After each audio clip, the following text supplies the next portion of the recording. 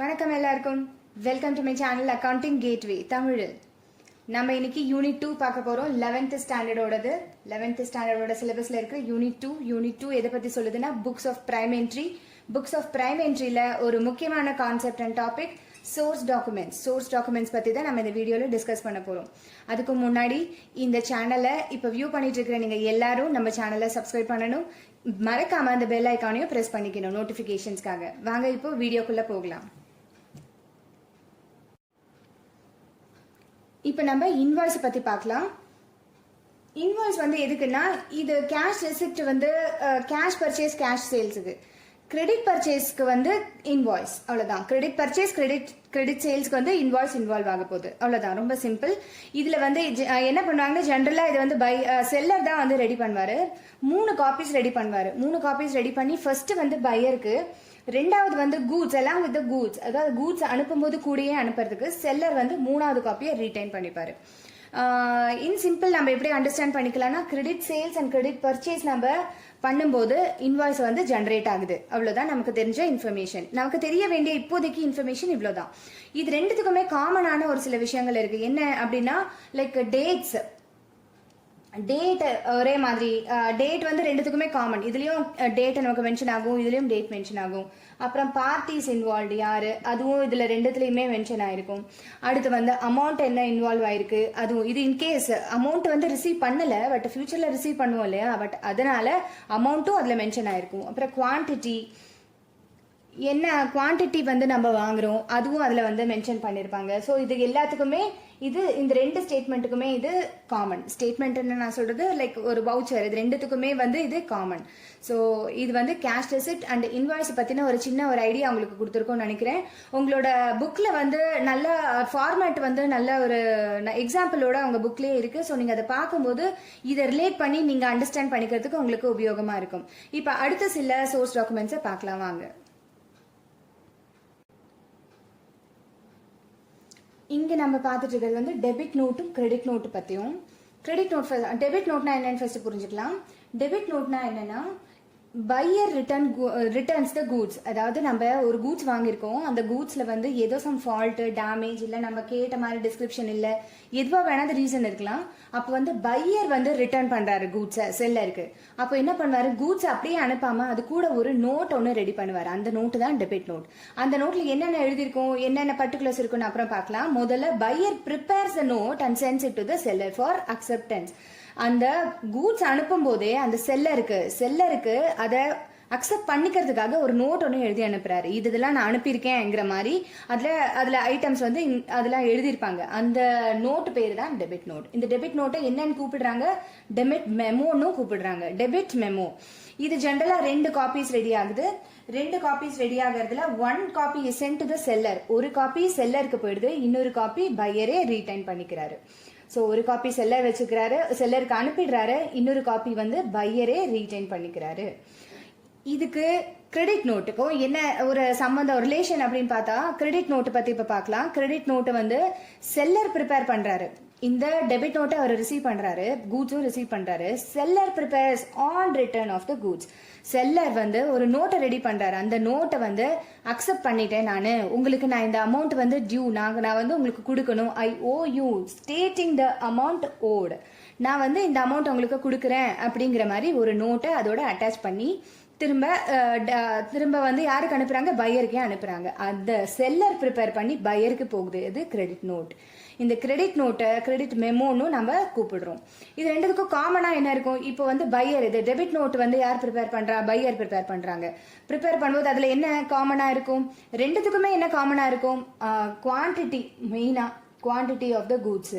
அடுத்து டேட், எல்லாத்த விட முக்கியம் டேட், என்னைக்கு நான் அனுப்புறேன் அப்படிங்கிறது. குவான்டிட்டி, அமௌண்ட் எவ்வளோ இன்வால்வ் ஆயிருக்கு.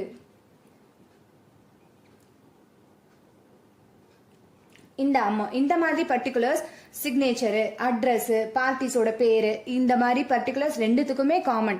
இது எல்லாமே இந்த ரெண்டு நோட்டுலயுமே நம்ம பார்க்க முடியும். அதே மாதிரி தான் உங்களோட டெக்ஸ்ட் புக்லயே ரொம்ப அழகா அந்த ஃபார்மேட் வந்து கொடுத்துருக்காங்க. ஒரு எக்ஸாம்பிள் கொடுத்துருக்காங்க ரெண்டுத்துக்குமே. அந்த எக்ஸாம்பிள படிச்சு பார்க்கும்போது உங்களுக்கு நம்ம இங்க சொன்ன இந்த பாயிண்ட்ஸ் எல்லாம் உங்களுக்கு ஞாபகத்துக்கு வரும், உங்களுக்கு ரீகலெக்ட் பண்ணிக்கிறதுக்கு யூஸ்ஃபுல்லா இருக்கும்னு நினைக்கிறேன். இந்த டேட், குவான்டிட்டி, அமௌண்ட் இன்வால்வ் இது ரெண்டுத்துக்குமே சேமா இருக்கும். ஏன் ஒரே செட் ஆஃப் நம்ம இதுதான் பார்க்க போறோம். நம்ம கூட்ஸ் தான் இப்போ நாங்கள் இங்க டீல் பண்ணுவோம் இல்லையா. பையர் அனுப்புறாரு, அந்த கூட்ஸ் பத்தின டீடைல்ஸ் இங்க வரப்போகுது. என்ன அமௌண்ட்ங்கிறது வந்து கிரெடிட் நோட்ல மென்ஷன் பண்ணிருப்பாங்க. எல்லாத்த விட மெயினா வந்து டெபிட் நோட்டுக்குன்னு ஒரு நம்பர் இருக்கும், கிரெடிட் நோட்டுக்குன்னு ஒரு நம்பர் இருக்கும். இதையும் தாண்டி இன்வாய்ஸ், ஒரிஜினலா ஒரு இன்வாய்ஸ் ஒன்று இருந்திருக்கும் இல்லையா, அந்த இன்வாய்ஸோட நம்பரையும் ரெஃபர் பண்ணுவாங்க. இன்வாய்ஸ் நம்பர் நம்ம ஒரிஜினலா இதை பேஸ் பண்ணி நான் வாங்கினேங்கிற மாதிரி ஒரு இன்வாய்ஸ் நம்பர் இருக்கும்ல, ஃபர்ஸ்ட் ஜென்ரேட் ஆனது, அந்த இன்வாய்ஸ் நம்பரையும் இந்த டெபிட் நோட்லயும் கிரெடிட் நோட்லயும் மென்ஷன் பண்ணிருப்பாங்க. இதுதான் debit note and credit note பத்தி நம்ம புரிஞ்சுக்க வேண்டிய சின்ன சின்ன விஷயங்கள். இனிமே அடுத்த ஒரு சிலதை பார்க்கலாம். இப்போ நம்ம பார்த்துட்டு இருக்கிறது பே இன் ஸ்லிப், அப்புறமா செக். ஃபர்ஸ்ட் பே இன் ஸ்லிப்பை பற்றி தெரிஞ்சுக்கலாம்.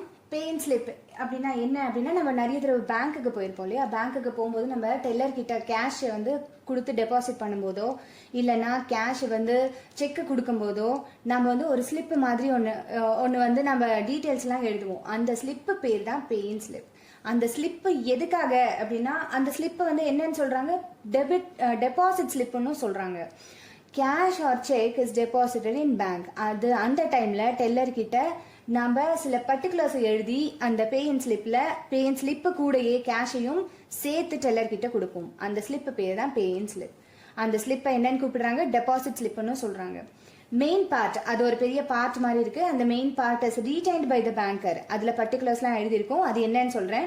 அப்புறமா அண்ட் கவுண்டர் ஃபாயில்னா ரைட் ஹேண்ட் சைடு ஒரு மேஜர் பார்ட் இருக்கும், லெஃப்ட் ஹேண்ட் சைடு ஒரு சின்ன பார்ட் இருக்கும். அந்த சின்னதை வந்து it will be given back to customer. அந்த மெயின் பார்ட், மெயின் பெரிய அந்த ஷீட்டை வந்து it will be retained by the banker. அந்த பேங்கரே அதை வச்சிருக்காரு. இப்போ பே இன் ஸ்லிப் என்னென்ன பர்டிகுலர்ஸ் அதில் நம்ம ஜென்ரலாக எழுதுவோம் அப்படின்னா, இப்போ இந்த இடத்துல நான் சும்மா ஒரு ஐடியாவுக்கு எழுதி காமிக்கிறேன். அதில் வந்து மெயினாக வந்து சிக்னேச்சர் இருக்கும்.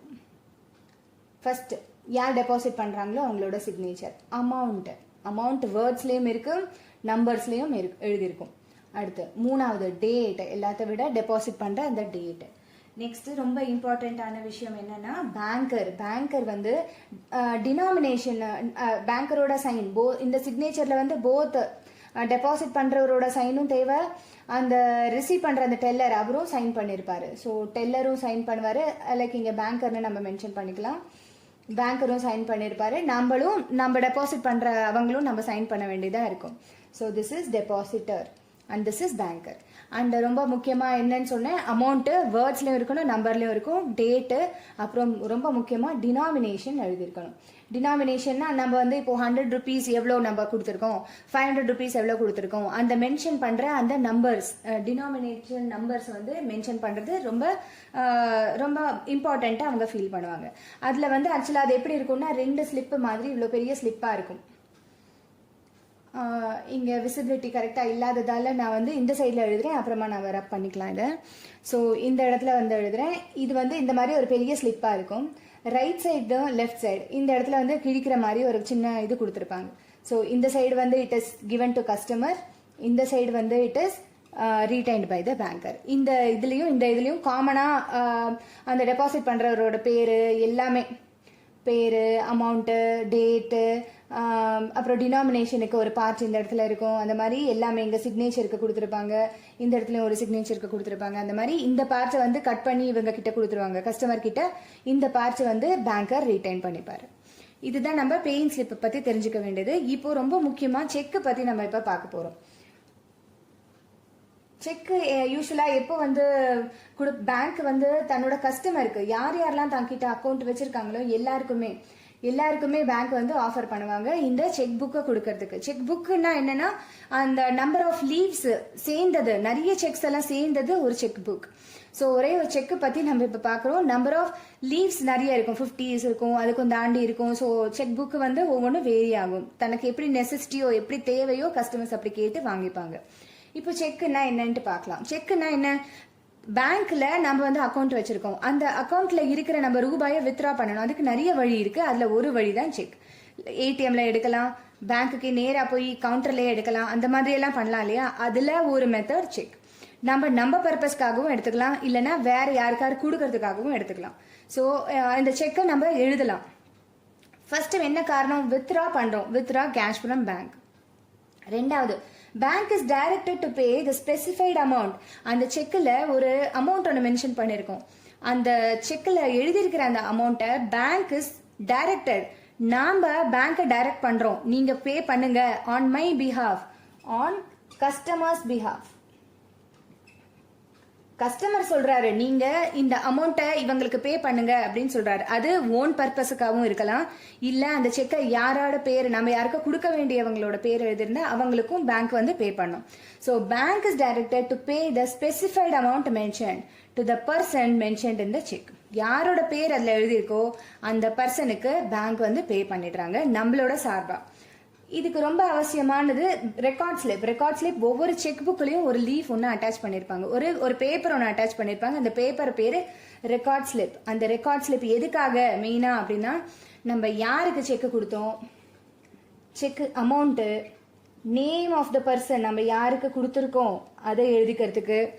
அண்ட் ரொம்ப முக்கியமா செக்கோட நம்பர்ஸ், செக்குக்குன்ட்டு ஒரு நம்பர் இருக்கும், அந்த செக்கோட நம்பர்ஸ் எல்லாம் மென்ஷன் பண்ணி வச்சிருப்பாங்க. அப்புறமா பேலன்ஸ் பத்தின டீடைல்ஸ். இதெல்லாம் எதுக்கு எழுதிக்கிறாங்க? கஸ்டமர் எழுதிக்கிறாரு. ஏன் கஸ்டமர் எழுதிக்கிறாரு அப்படின்னா, ஃபியூச்சர் ரெஃபரன்ஸ்க்கு. லைக் நிறைய லீஃப்ஸ் இருக்கு, ஒரு 50 லீஃப் இருக்கு, அது நம்ம ஒவ்வொன்றும் எதுக்காக யூஸ் பண்ணோங்கிறது நமக்கு ஞாபகம் இருக்கணும் இல்லையா. அதுக்காக தான் இந்த ரெக்கார்ட் ஸ்லிப் என்னோட செக் புக்லயே இருக்கு. அந்த செக் புக்கை நான் என்கிட்டயே வச்சுப்பேன். ஸோ அதை நம்ம யாருக்கும் அது பிரைவேட்டாக தான் வச்சுப்போம். Cheque book to be handled very carefully. So அதனால செக் புக்கோட இந்த ரெக்கார்ட் ஸ்லிப்பையும் வந்து நான் மெயின்டைன் பண்ணிட்டே வருவேன். யாருக்கு எப்போ கொடுத்தேன், என்ன அமௌண்ட் கொடுத்துருக்கேன், என்னைக்கு கொடுத்துருக்கேன், இல்லை இந்த டேட் கூட அதில் மென்ஷன் பண்ணிக்கிறது ரொம்ப முக்கியம். ஏன்னா நாளைக்கு ரெஃபர் பண்ணி பார்க்கும்போது நம்ம இந்த டேட்ல கொடுத்தோம்னு சொன்னாதான் பேங்க்லயும் நம்ம அவங்க கிட்ட சொல்லி ஏதாவது டிரான்சாக்ஷனை செக் பண்ண சொல்ல முடியும், ஏதாவது இஷ்யூஸ்னா. ஸோ இதுதான் பேயின் ஸ்லிப்புக்கும் செக்குக்கும் இருக்கிற ஒரு சின்ன டிஃபரன்சஸ். ரொம்ப முக்கியமா ரெண்டுத்துக்குமே மெயினா பார்க்க வேண்டியது அமௌண்ட் பார்க்கணும், சிக்னேச்சர் பார்க்கணும், அக்கௌண்ட் நம்பர். எல்லாத்த விட எந்த அக்கௌண்ட் நம்பர் அப்படிங்கறது ரெண்டுத்துக்குமே இம்பார்ட்டண்டா பார்ப்பாங்க. மெயினா name of the person return இந்த செக்ல வந்து அது கட்டாயமா பார்ப்பாங்க. செக்கோட ஒரு நீங்க ஃபார்மேட்ஸ் எல்லாம் நீங்களே வீட்டில் நிறைய பார்த்துருப்பீங்க, உங்க பேரண்ட்ஸ் ஹேண்டில் பண்றது அதெல்லாம். ஸோ அந்த செக் புக்ல பாத்தீங்கன்னா நாம இப்ப நம்ம இந்த டிஸ்கஸ் பண்ண எல்லா விஷயங்களையும் நீங்க வந்து ரீகலெக்ட் பண்ணி பார்க்கலாம். ஸோ உங்க புக்ல கொடுத்துருக்கிற ஃபார்மேட்ஸை பார்த்துட்டு நீங்க ஒரு ஐடியாக்கு வரலாம்.